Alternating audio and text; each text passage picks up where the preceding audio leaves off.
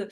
Je suis très heureuse de vous retrouver aujourd'hui pour cette émission spéciale. Aujourd'hui, j'interviewe Sandra Decangolos, qui est naturopathe nutritionniste et aujourd'hui, elle va nous parler de nutrition. On vous dit à tout de suite.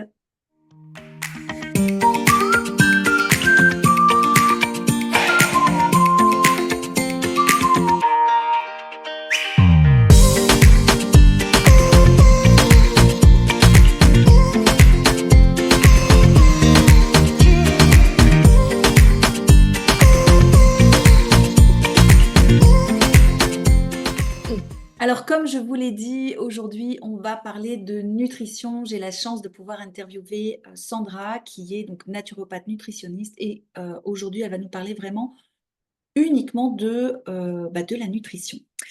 Comment vas-tu, Sandra? Mais ça va et toi? Ça va très bien. Je te remercie d'être présente pour cette interview. Merci à toi. Alors, Sandra, déjà, j'aimerais que tu te présentes aux auditeurs. Voilà, tu présentes un petit peu ton parcours et qu'est-ce qui t'a amené à la nutrition.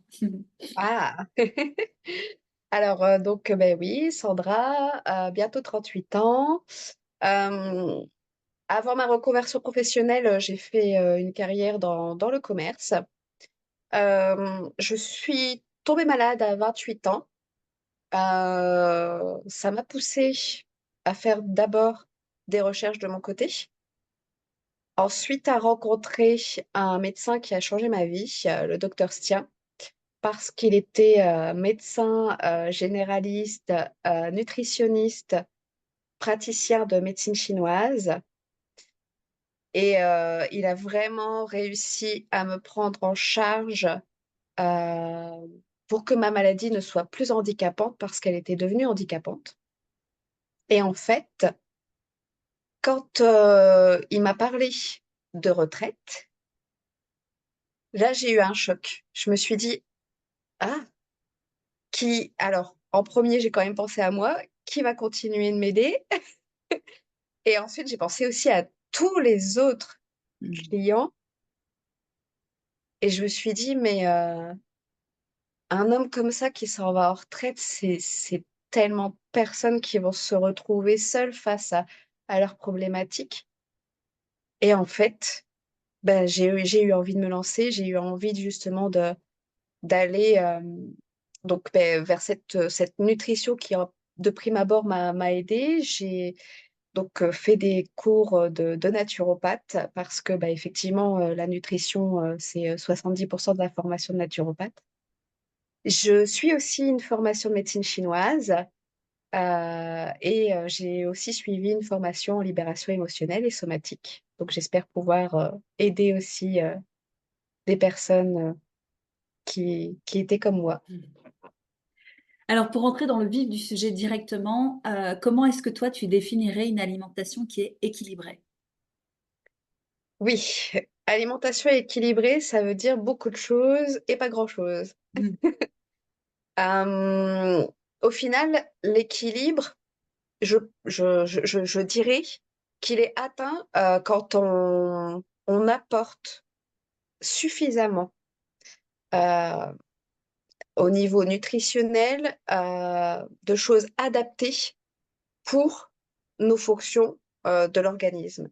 C'est-à-dire qu'il faut un certain nombre de protéines, un certain nombre de graisses, de glucides, pour pouvoir justement, heu, amener les apports nécessaires pour que l'organisme puisse remplir toutes ses fonctions, qu'elles soient cérébrales, physiques, j'aime bien la citation de Tati Lowers dans Mon assiette en équilibre. Elle dit que chaque repas comprend protéines, graisses originales, végétaux et dose modérée de farine complets, donc ce sont des glucides.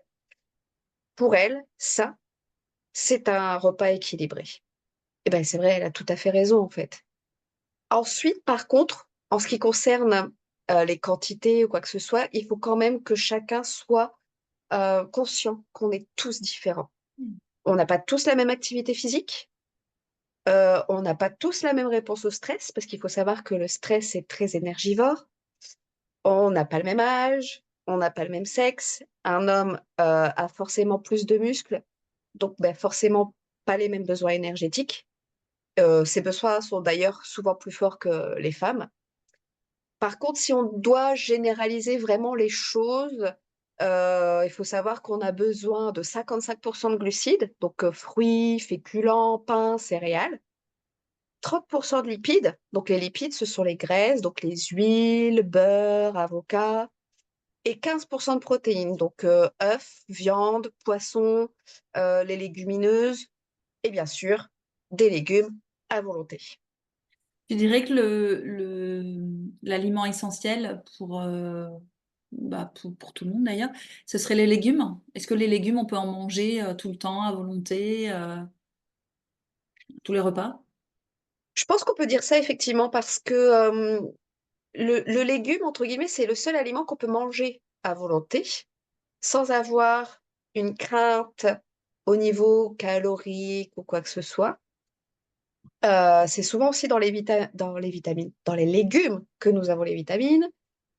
Et puis même quand on a certaines restrictions par rapport à la santé ou quoi que ce soit, le légume peut aussi rester. Hmm. Alors, effectivement, des personnes qui ont des problématiques intestinales ne vont pas manger de légumes crus parce que là, ça va faire pire que mieux. Mais légumes cuits, même une personne qui a une problématique intestinale, elle va continuer d'en manger. Donc oui, je dirais qu'effectivement, le légume, c'est the aliment, ouais. Alors, quels seraient ou quels sont, je ne sais pas, les mythes qui pourraient être liés à la nutrition et que toi, tu aimerais déconstruire? Ouf. Euh, alors, il faut savoir qu'avant de faire mes études et avant de rencontrer mon mentor, qui n'est autre que Dalila Cornil Belkacem, j'étais moi-même pas forcément au courant de ce mythe. C'est le mythe du cholestérol Hmm. et de la graisse. Euh, c'est vrai que même moi, au niveau de mon alimentation, c'est pas quelque chose sur laquelle je faisais extrêmement attention, où je veillais à en apporter absolument à chaque repas. J'étais pas forcément non plus à dire ah, attention, pas de graisse, mais c'était pas quelque chose pour moi d'essentiel. Alors qu'au final, ça l'est tout à fait. Hmm. Ce qui a été problématique, c'est en fait quand on a découvert le cholestérol, on n'a pas forcément découvert tout de suite cette nuance que maintenant on connaît entre le bon cholestérol et le mauvais cholestérol. Donc de ce fait, bah, on a entre guillemets condamné toutes les graisses et fait en sorte qu'il n'y ait pas de cholestérol chez les gens parce que attention, voilà. Euh, Quand on parle de bon cholestérol, en fait, il faut savoir que c'est plus une problématique circulatoire de cette graisse. C'est-à-dire que le bon cholestérol, il passe des cellules jusqu'au foie par les veines et la pression sanguine y est assez basse. Donc, de ce fait, il passe sans causer de problématique. Et ce qu'on appelle le mauvais cholestérol, c'est celui qui passe du foie au tissu. Et là, effectivement, la pression sanguine y est plus forte. Et ce qui peut se passer à cause de cette pression sanguine, c'est qu'il y ait projection de ce cholestérol contre les parois. Donc, ça peut former ce qu'on appelle les plaques d'athérome. Et ça peut donc commencer à s'accumuler, s'agglutiner, et effectivement boucher, dans ces cas-là, les artères. Mais c'est vraiment une problématique plus circulatoire et de mauvaise graisse consommée que juste de lutte au gras. C'est-à-dire que quand on mange une graisse que le corps ne reconnaît pas, c'est quoi une graisse que le corps ne reconnaît pas? C'est par exemple une margarine.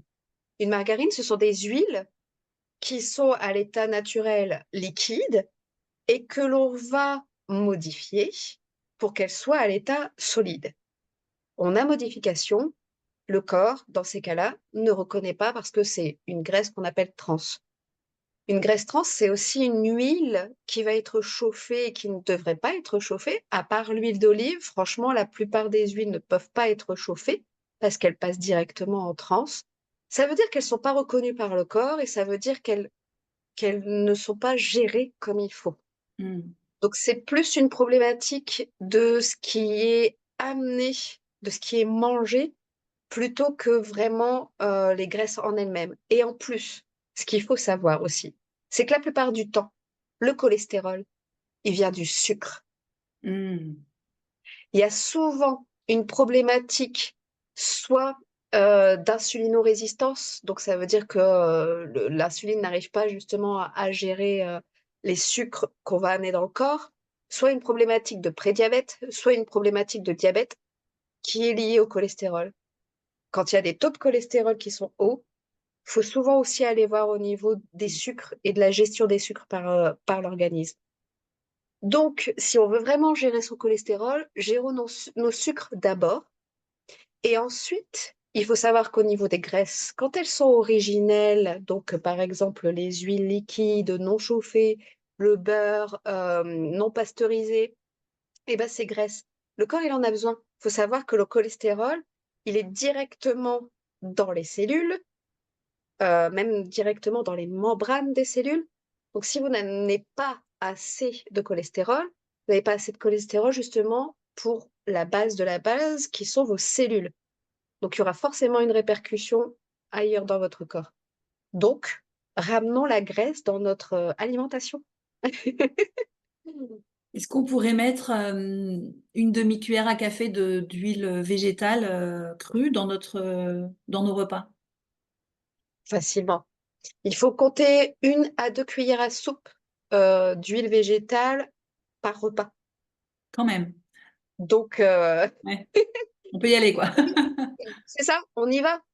Et c'est ce que disait souvent en plus Dalila quand elle faisait des ateliers nutrition avec qui justement j'étais en stage.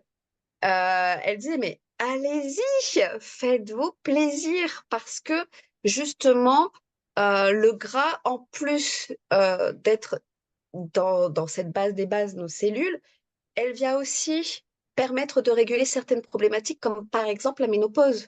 Hmm. Quand on n'amène pas assez de gras, justement, on augmente les symptômes de la ménopause. Donc vraiment, faisons-nous plaisir. Merci pour cette belle transition parce que justement, j'allais te demander comment est-ce que la nutrition, elle peut jouer un rôle dans la prévention de nos maux MAUX, dans la prévention ouais, de nos maladies, de nos maux. C'est vrai que je trouve que la nourriture a perdu sa place euh, qui était extrêmement importante avant. C'est-à-dire qu'aujourd'hui, j'ai la sensation que la nourriture, c'est plutôt quelque chose qu'on est obligé d'amener. On ne Mm. sait plus trop pourquoi d'ailleurs, ni comment ça fonctionne. Et d'ailleurs, ben, c'est souvent des repas sous pouce, un grignotage par-ci, un grignotage par-là, sans aucune conscience ou quoi que ce soit. Alors qu'au final, la nourriture, ben, c'est un peu notre médicament. Il y a Mandy Bloom, justement, qui est titulaire d'une maîtrise en nutrition aux États-Unis, qui dit, les aliments que nous mangeons peuvent nous guérir ou, au contraire, nous rendre malades. Elle résume tout en cette phrase. Et c'est vrai que quand j'ai étudié euh, cette problématique nutritionnelle avec notre professeur décédé, Pascal Bossu, un jour, il nous a sorti le chiffre de 70% des cellules de l'immunité sont dans les intestins. Et là, bah, ça a été un peu un choc. Je me suis dit, waouh, mais tout se passe dans les intestins. Et c'est là qu'on amène justement la nourriture. C'est là que se passe justement, entre guillemets, cette décomposition des aliments et ce passage des nutriments des intestins au sang ou quoi que ce soit. Et là, je me suis dit, waouh! j'avais déjà, moi, une certaine conscience de la nourriture et je faisais déjà attention, mais là encore plus. Ça m'a vraiment fait une claque, en fait, parce que je me suis dit, mais oui, quand certains parlent d'alicaments, donc des aliments qui sont nos médicaments, bah, ils ont raison, en fait. Euh, il y a aussi le docteur Martine Cotina, qui, elle, est gastro-entérologue, qui disait aussi que l'alimentation peut être impliquée dans des maladies auto-immunes. Donc, je pense que ce qui serait bien, c'est justement de ramener la nourriture à sa place Hmm. et d'essayer de nouveau de manger ce qu'on appelle en conscience, donc de se dire, je vais manger tel aliment parce que j'en ai envie et parce que mon corps en a besoin et que ça va me faire du bien. Et, et ouais, et avoir cette conscience que peut-être cet aliment-là que je mange, bah, peut-être qu'il va m'aider. Peut-être pas à guérir d'une maladie, mais peut-être d'éviter une maladie et peut-être de mieux gérer cette maladie. Et peut-être qu'à force d'avoir les bons aliments, bah, peut-être même que cette maladie, pourquoi pas, pourrait disparaître. Il y a une citation, alors je sais plus laquelle, enfin je sais plus qui le dit, mais qui dit un homme heureux, c'est un intestin en bonne santé ou un intestin heureux. Tu confirmes du coup?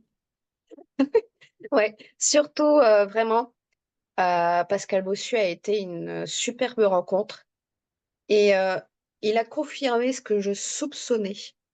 Et clairement, euh, la nourriture, après respirer et boire, c'est le troisième pilier le le plus important pour une bonne vie, une vie et non une sous-vie. Hmm. Et alors, est-ce que toi, tu pourrais nous donner ton avis sur les régimes dits à la mode, sans citer les régimes, mais voilà, les régimes qu'on peut voir un petit peu partout. Et est-ce que déjà le mot régime, c'est un mot qui est juste? Quel impact il peut avoir aussi sur nous, ce mot? Ouais. Euh, c'est vrai que si je, si je pense à la Sandra avant ses cours et certains vécus, je dirais que pour moi, un régime, c'était normal, entre guillemets, tout le monde dans sa vie allait forcément y passer. Et puis j'ai eu la sensation que j'ai été élevée aussi là-dedans parce qu'on voyait que ça. Je me souviens les pubs, tout ça, Mm. enfin n'importe quoi, c'était forcément lié à un régime. Euh, Par contre, de ce que j'ai pu vivre et observer, je me suis rendu compte qu'au final, ben, le régime, ça pouvait être stressant et, euh, et aussi frustrant. D'ailleurs, je crois que pour les gens, la première chose, c'est frustrant. Et moi, je mets très stressant parce que les gens n'en s'en rendent pas forcément compte. Mais quand on se met à écouter son corps, là, on se rend compte du stress qu'un régime peut donner. C'est-à-dire que moi, quand je suis tombée malade à 28 ans, mon médecin, en fait, m'a annoncé tout d'abord une hypothyroïdie, m'a donné un médicament, m'a dit c'est ta vie et c'est tout. Bon. Sauf qu'en fait, malgré ce médicament, malgré des analyses sanguines qui avaient l'air d'être plutôt bonnes, ben moi, j'avais la sensation d'aller de plus en plus mal. Et en fait, j'ai commencé à faire des recherches. C'est Caroline Lepage qui a commencé justement à me faire voir que déjà avec la nourriture, je pouvais peut-être essayer de changer des choses. Et elle disait que si on enlevait le gluten et le lactose, il y avait une amélioration au niveau de la thyroïde. Donc j'ai mis ça en place. Et puis quand j'ai rencontré le docteur Olivier Stien, il m'a dit le gluten et le lactose, c'est génial, mais on va aussi enlever d'autres choses parce que j'avais fait des tests aussi d'intolérance. Et on a dû enlever les protéines de lait parce que j'y étais intolérante. On a dû enlever les œufs. Et il m'a demandé aussi d'enlever les sucres. Ça fait beaucoup, hein? Ouais. Et donc, je m'y suis tenue parce que j'étais arrivée à un stade de ma maladie où j'étais tellement mal. Mmh. que c'était ça ou une sous-vie. Donc je m'y suis tenue et c'était assez facile parce que certaines personnes me disent: «Oh mais comment tu as fait?» tout ça. Je me disais: «Mais quand on est si bas, entre guillemets, on a une motivation qui est tellement grande que» et donc j'ai tenu ça pendant, 5 à 6 ans, hein. Mmh. Mais au bout d'un moment, mon corps m'a dit, «Stop» en fait et mais j'ai pas compris tout de suite, hein. Il a fallu que je m'interroge sur les symptômes que j'avais, que je comprenne et en fait, mon corps m'a dit: «Stop» parce que c'était trop strict au final. Alors oui, le gluten, ça a été entre guillemets «la base», de ma maladie de la thyroïde parce que moi je suis tombée malade d'abord par les intestins sans le savoir et ensuite ça s'est répercuté sur ma thyroïde. Donc oui, le gluten, personnellement, je n'y retournerai pas. Par contre, j'ai remis du beurre dans mon alimentation, j'ai remis des œufs, mais en utilisant ce qu'on appelle la rotation alimentaire de Tati Lowers. En fait, elle part du principe que comme les enzymes qui aident à digérer enfin, tous les aliments, sont renouvelées toutes les 48 à 72 heures, si on mange un aliment sur une journée, qu'on ne le mange plus avant 4 à 5 jours, on a eu le temps de refabriquer les enzymes pour cet aliment et pour le digérer comme il faut. Et effectivement, en refaisant ça, je peux de nouveau me faire plaisir parce que quand on enlève tout ça, l'air de rien, ça fait beaucoup. Et je me suis rendu compte que j'étais moins stressée. Mmh. J'ai vu l'impact du stress là pour le coup. Ne serait-ce que préparer à manger, c'était stressant en fait. Et ben oui, moi je n'en étais pas à calculer les calories, mais quand on en est à calculer les calories, quand on est à se dire est-ce que cet aliment-là c'est bon ou pas, quelle quantité, bah ouais, on est vraiment dans un grand stress. Donc moi je dirais plutôt, euh, je suis pas forcément pour les régimes et surtout que je l'ai vécu au final. Je dirais plus des cures. Et c'est ce que Tati Lowers, elle met en place. Ce sont des cures qui durent 15 jours à un mois maximum. Mmh. Et le but de ces cures, c'est souvent de mettre le doigt sur peut-être effectivement un aliment, une catégorie d'aliments qui peut ne pas être digéré par Mmh. telle ou telle personne parce qu'on est tous différents. Et donc effectivement, je dirais que des cures, c'est très bien. Des régimes, j'aurais peur que vous vous stressiez au final. OK. Comment est-ce qu'on pourrait, adapter, une alimentation, pour qu'on puisse soutenir en fait notre énergie tout au long de la journée? Ce serait quoi, enfin quelle est le la meilleure adaptation pour, avoir de l'énergie toute la journée? Eh oui, l'énergie. Hem, c'est vrai qu'on en manque pas mal quand même, hein, faut dire ce qui est. On est de plus en plus nombreux à se lever fatigués, à se coucher épuisés. Les mots sont utilisés à la bonne place, hein. Lever fatigué, coucher épuisé. Ce que j'ai pu voir justement, que ce soit avec le docteur Stien, avec Pascal Bossu, avec Dalila, avec Tati Lowers, c'est qu'en fait, on peut essayer de raisonner en chrononutrition. En fait, cette chrononutrition va se baser sur les neurotransmetteurs. Donc les neurotransmetteurs, c'est, une matière qui va permettre la transmission de l'influx nerveux et de l'énergie. Et en fait, quand vous vous levez, on a la dopamine qui est créée au réveil. Et en fait, la dopamine, bah, c'est le starter. C'est ce qui va nous permettre de justement se réveiller pas fatigué et d'être en forme pour accomplir sa journée en se disant, bah oui, j'ai ça à faire, mais j'ai l'énergie qu'il faut, tout va bien se passer. Il faut savoir que la dopamine est créée à partir de la tyrosine. Et la tyrosine, en fait, c'est un acide aminé qui se trouve dans des protéines animales, de préférence. On peut aussi la trouver dans les protéines végétales. Euh, donc, si on veut bien commencer sa journée et aider cette dopamine qui va fabriquer la noradrénaline et l'adrénaline qui, elle, est l'accélérateur, bah, il faudrait manger des protéines le matin. Mmh. Ça, ce serait le must.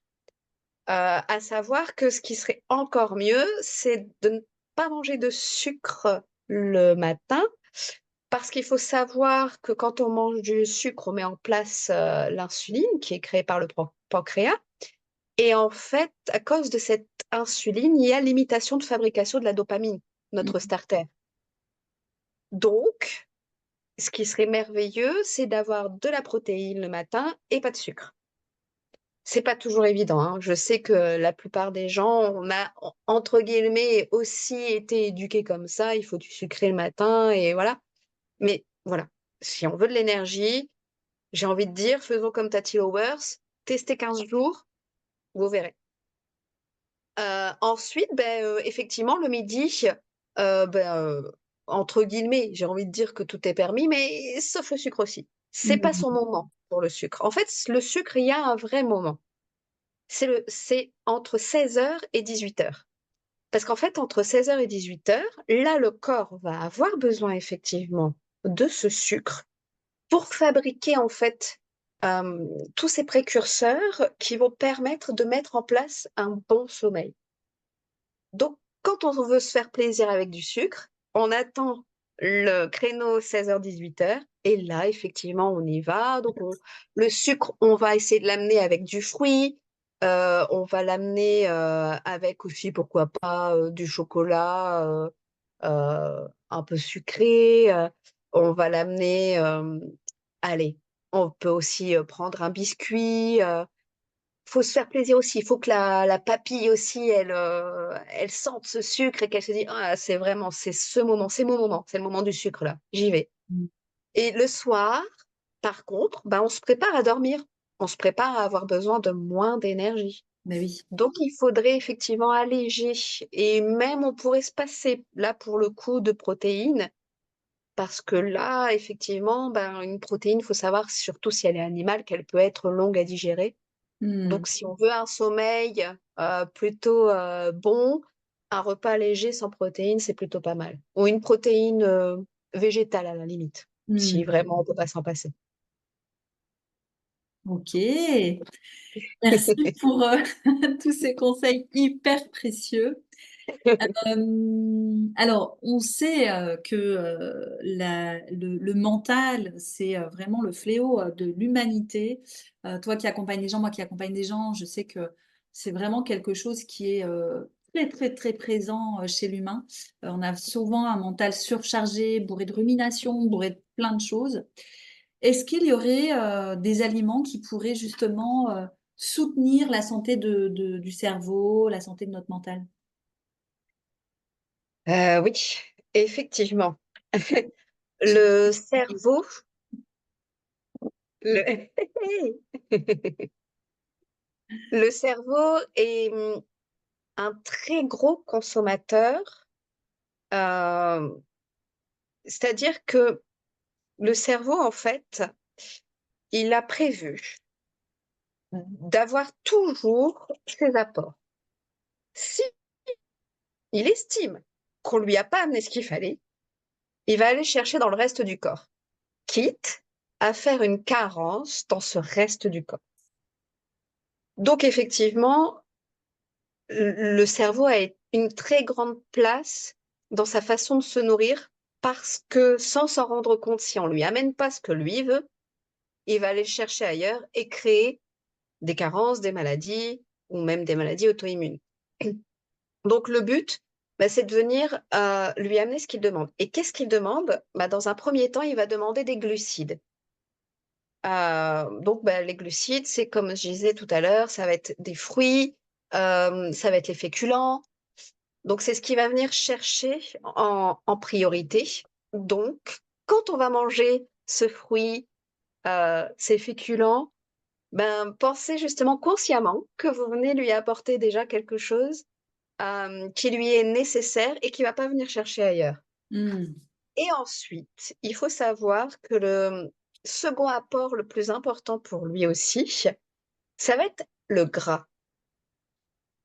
On en parlait tout à l'heure Ouais, et ça revient. effectivement, il faut savoir que le gras, c'est le deuxième constituant après l'eau du cerveau.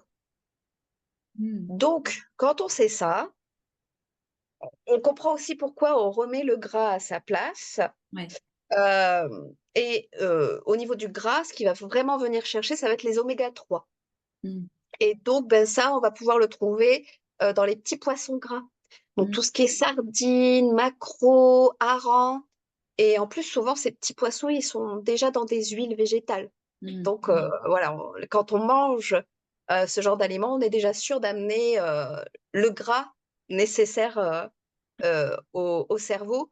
Et de ce fait, il va être aussi moins stressé parce qu'il faut savoir aussi que le corps est extrêmement intelligent. S'il a cette sensation que, par exemple, il va pas avoir assez de gras ou quoi que ce soit, il va faire ce qu'on appelle des réserves. Et c'est Et on va comme ça stocker. qu'on va stocker les graisses aussi. Mm. Plus notre corps est stressé et plus il va mettre en place des choses pour le au cas où. Mm. Donc, ben, voilà. Je- Faites, faites attention, entre guillemets, à vous, chouchoutez-vous et faites-vous plaisir. Alors, tout à l'heure, tu disais que quand on va se coucher le soir, on n'a pas besoin d'avoir d'énergie puisqu'effectivement, on va dormir. Est-ce que tu pourrais nous dire justement quel est l'impact que la nutrition, elle peut avoir sur notre sommeil? Ah, ouais. Pareil, j'avais pas forcément conscience de cet impact. Et en fait, c'est en étudiant aussi bien avec mes profs que les documents aussi du docteur Stien, qu'il met d'ailleurs en ligne sur son site de l'Institut de biologie nutritionnelle, et qu'il nous parle justement de cette chrononutrition et de comment on amène ce sommeil par cette nutrition.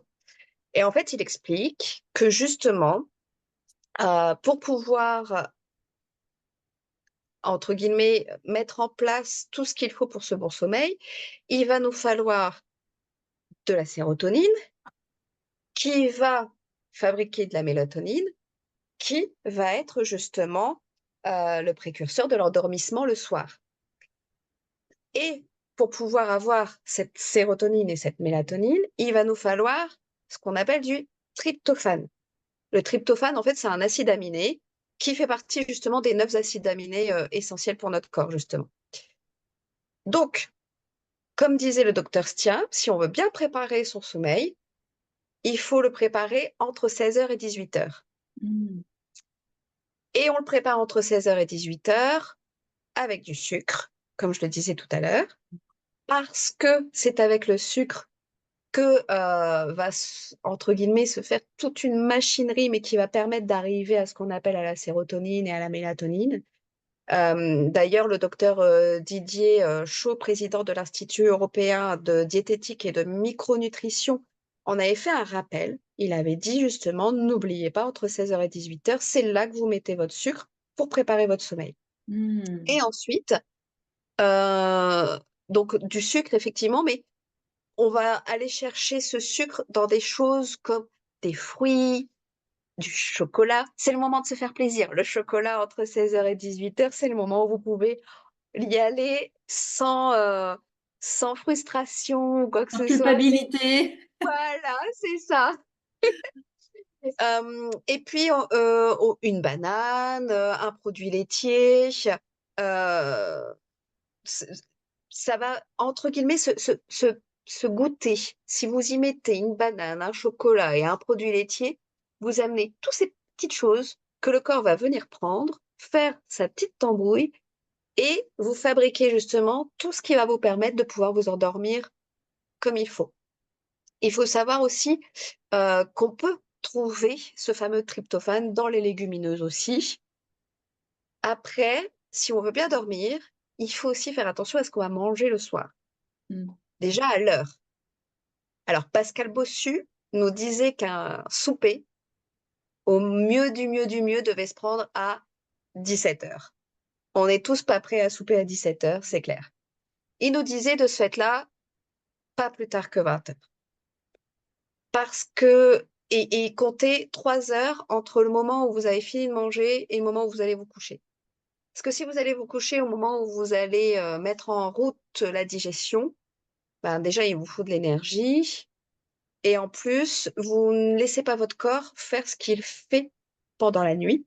C'est-à-dire que normalement il n'est pas en train de digérer, il est en train d'éliminer des acides et il est en train de faire justement ce qu'on appelle le nettoyage et la régénération.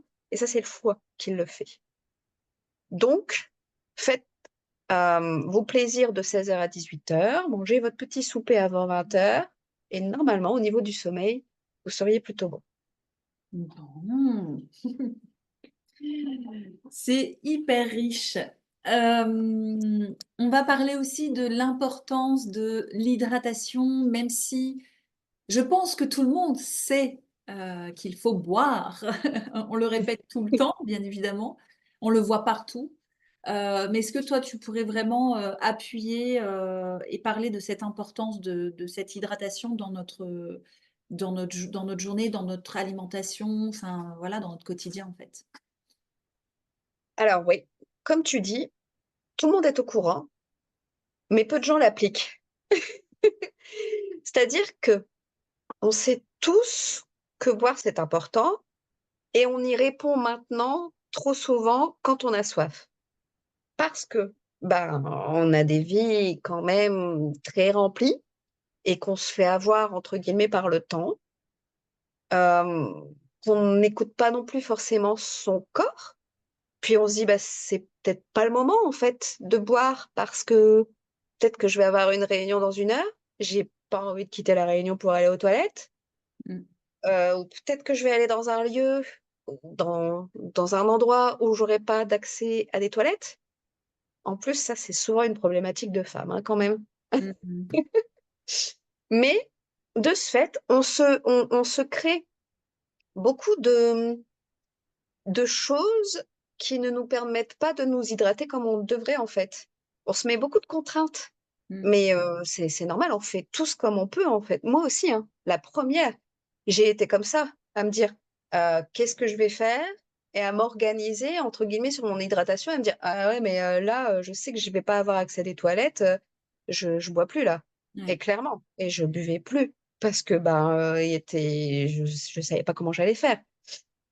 Donc il y a déjà ça. Et puis ensuite, de ce que j'ai pu voir en étant avec Dalila, c'est que mais le manque d'hydratation, je l'ai observé, je l'ai vu, parce que la plupart des problématiques pour lesquelles les personnes venaient, que ce soit de l'hypertension, de l'acidose, donc une problématique d'acidité dans le corps, bah en fait, la première problématique, c'était le manque d'hydratation. Et en fait, Dalila a réussi à réguler des hypertensions ou des problématiques d'acidose en réapprenant aux personnes à boire. Mm. Donc oui, on a vraiment oublié de boire. Il faut Ouais. savoir quand même que c'est le second besoin physiologique après respirer, qu'on est constitué de 60% d'eau, et pourtant on oublie de boire. On boit quand on a soif. Mm. Donc moi, ce que j'ai fait, parce que pareil, je me suis dit comment je peux faire pour être sûre que je bois au minimum suffisamment. Mais je me suis acheté une gourde d'1 litre. Je remplis cette gourde quand je me lève. Et mon but, c'est que cette gourde soit vidée avant le repas du soir. Pour éviter de trop boire le soir et de passer la nuit aux toilettes. Et en faisant ça, je sais que j'ai minimum. Donc, en faisant ça, bah, je suis sûre d'avoir justement au moins mon 1 litre d'eau minimum que j'estime nécessaire. Je sais qu'à côté, dès le matin, je vais me lever, j'ai déjà un verre d'eau en plus. Le soir, je vais peut-être reprendre un verre d'eau avant d'aller me coucher. Mais au moins, je sais que j'ai au moins mes 1 litre. Donc, je pense que se, se faire une gourde, alors après, on peut faire aussi 2 gourdes de 50 centilitres ou une gourde qu'on remplit de 50 centilitres, mais se dire, voilà, je vais boire ma gourde d'1 litre ou mes 2 gourdes de 50 centilitres sur la journée, vous êtes déjà sûr que au moins vous êtes bon. Et en fait, vous allez même vous rendre compte que oui, effectivement, vous ne buviez pas assez. Parce que quand j'ai commencé cette gourde d'1 litre, au début, ça me paraissait waouh, beaucoup en fait. Et maintenant, ben, je les bois même plus rapidement, en fait, et je me dis: «Mais c'est facile». Mmh. Alors qu'au tout début, ça me paraissait une montagne. 1 litre, c'est le minimum, hein? Ouais, Ouais. ouais, ouais. Ce Il faut entre guillemets, pareil, chaque personne est différente selon sa corpulence, tout ça, mais je trouve que c'est bien de se dire 1 litre parce que au moins on est, entre guillemets, «sur une généralité qui peut vraiment convenir à tout le monde» et Mmh. ensuite effectivement vous adaptez, mais si vous êtes déjà à 1 litre, vous êtes déjà bien, quoi, en fait. OK. Une question qui va sans doute intéresser pas mal de monde. Comment est-ce qu'on pourrait, gérer, les fringales de manière, saine? Hem, les fringales, pareil, c'est devenu, je crois, une chose qui concerne tout le monde. Heu, il me semble pas, enfin, je me souviens parfaitement que ma grand-mère n'avait pas forcément de fringales. Elle se faisait plaisir aux 4 heures, elle aimait son petit bonbon, tout ça, mais elle avait pas, entre guillemets, «cette compulsion» que moi je pouvais déjà avoir très jeune Mmh. et bah, pareil, je me suis posé des questions sur tout ça en me disant: «Mais comment ça se fait?» Et en fait, si on regarde, entre guillemets, entre l'alimentation que ma grand-mère pouvait avoir et l'alimentation que moi j'avais déjà très jeune, elle était déjà extrêmement différente et c'est le docteur Stia aussi qui m'a expliqué tout ça parce que j'étais moi-même victime de ce qu'on appelle l'hypoglycémie réactionnelle à 11 heures et 17 heures. C'est souvent ces heures-là où vous avez, alors comment on reconnaît une hypoglycémie réactionnelle? On se sent pas bien.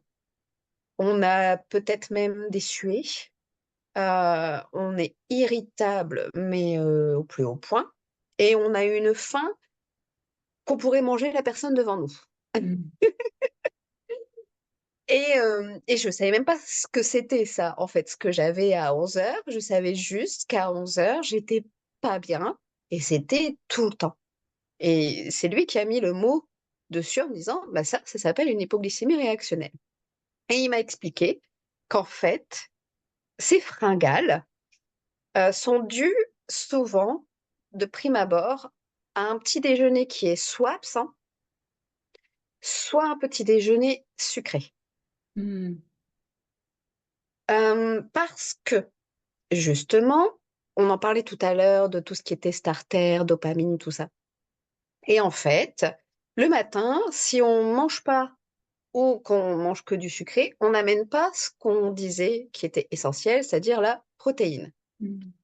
qui est justement, le l'aliment indispensable pour pouvoir créer la dopamine et donc avoir une journée qui doit être normalement régulière, bonne, avec une bonne énergie. Il faut savoir que la dopamine, elle régule la motivation, la mémoire, le stress et la glycémie. Et donc, il m'a demandé de commencer à manger salé le matin.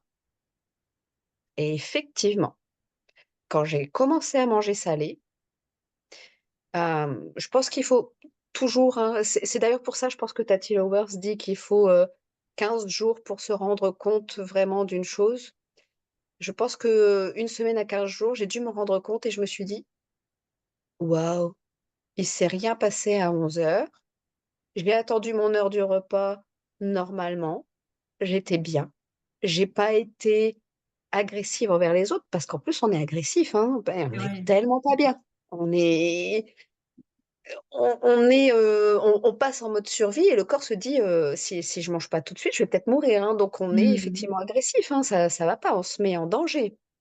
Pour le corps, pour lui, il est en train de mourir et donc mais justement, c'est ce qu'il disait, si on veut ne plus avoir ces fringales et ces moments qui nous rendent mais tellement mal parce qu'on se reconnaît même pas, bah, le matin, on amène cette fameuse protéine dont je parlais et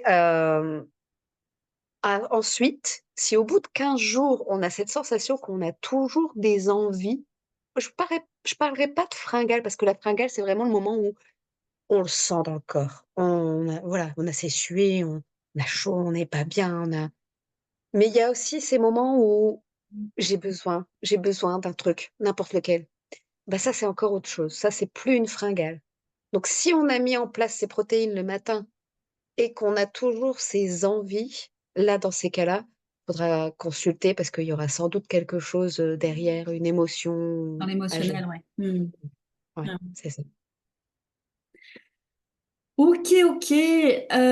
On va arriver à la fin de cette émission. J'ai quand même une dernière question à te poser. Là, c'est vraiment plus pour ceux qui nous écoutent. Quel conseil tu pourrais donner justement à quelqu'un qui souhaite faire des changements positifs dans son alimentation, mais qui ne sait pas trop par où commencer? Ouais. Je sais pour avoir justement, parlé de mon vécu avec, des proches, que souvent c'est le: «Comment tu as fait? Moi je pourrais pas». Ça paraît compliqué, difficile, insurmontable parce que, bah, on a déjà des vies qui sont déjà, insurmontables. Donc, hem, ce que j'aime bien justement, chez Dalila, qui, m'a vraiment permis d'avoir un autre prisme, de vision justement sur la nutrition parce que j'étais partie un peu sur un prisme très strict. Parce que moi, j'avais fait quelque chose de très strict. Ça avait marché pendant quand même très longtemps et donc j'avais la sensation qu'il fallait absolument être strict et que sinon ça marchait pas. Mm, Et en fait, en la côtoyant et en vivant ce que j'ai vécu, je me suis rendu compte que, au contraire, le strict, c'est aller droit dans le mur. mm. Donc, dans un premier temps, ce qu'elle fait, c'est redonner la base de la base, qu'on a aussi oublié, mastiquer. Eh ouais. Non, mais c'est vrai. Normalement, La c'est plupart du 33 minimum, hein, il me semble. Alors, ouais, pareil. Au niveau des chiffres, tout ça, j'essaye de sortir des chiffres parce qu'un chiffre, Ouais. c'est stressant.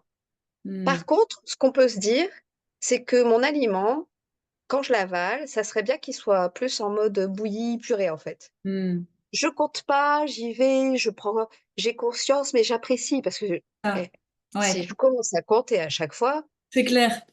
je Mm. le fais sur un repas, peut-être sur 2, le troisième c'est tout, je lâche. Ouais, Donc ouais. je me dis que quand je mâche et quand je vais avaler, je fais en sorte que ça soit de la bouillie parce que, bah, le reste du corps n'a pas de dents.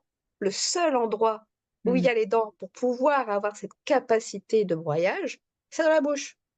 ouais. Donc et souvent pareil, c'est ce que Dalila disait, rien qu'en remettant cette base des bases, ben, on a déjà certaines problématiques qui peuvent déjà changer et c'est facile au Mm, final.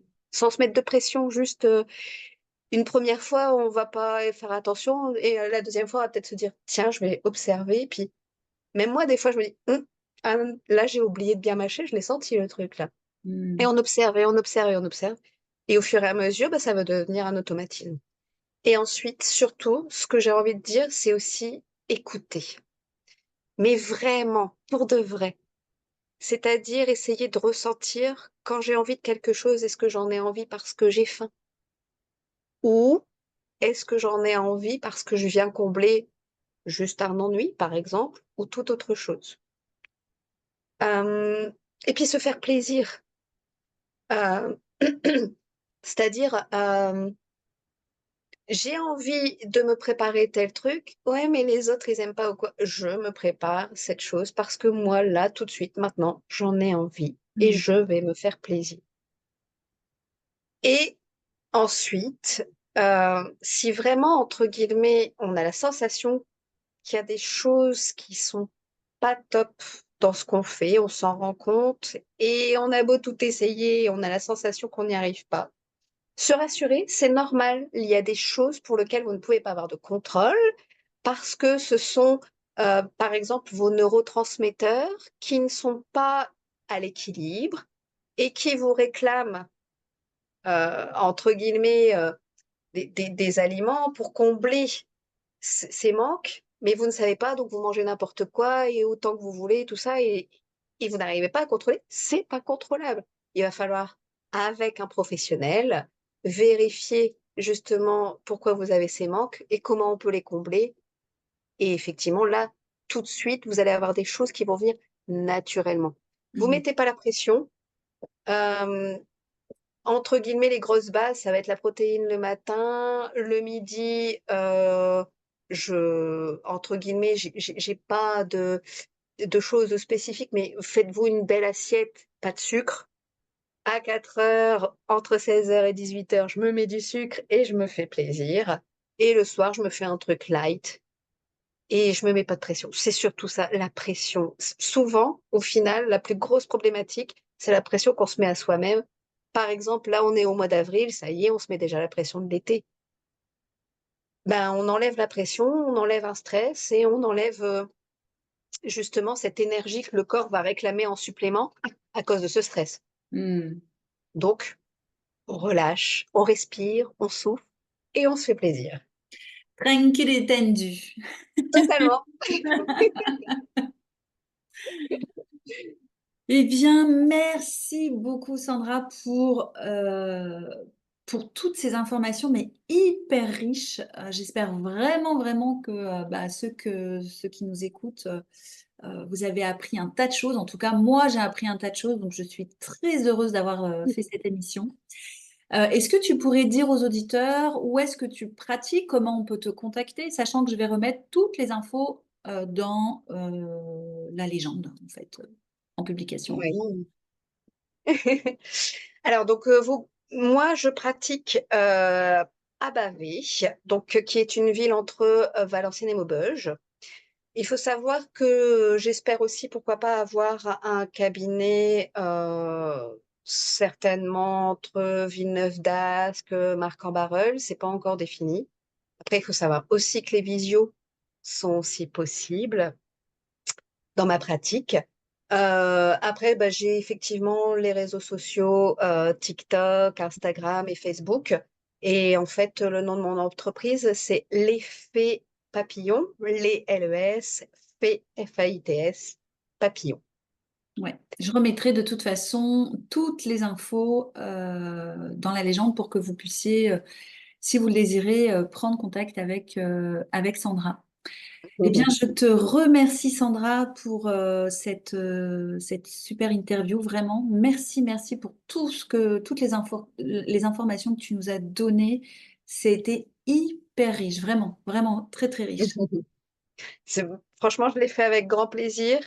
Je trouve que c'est avec la connaissance aussi qu'on arrive à mieux prendre soin de soi. Donc, si on peut tous partager, entre guillemets, toutes nos connaissances, allons-y aussi. Et merci à toi de ta confiance. Avec grand, grand plaisir.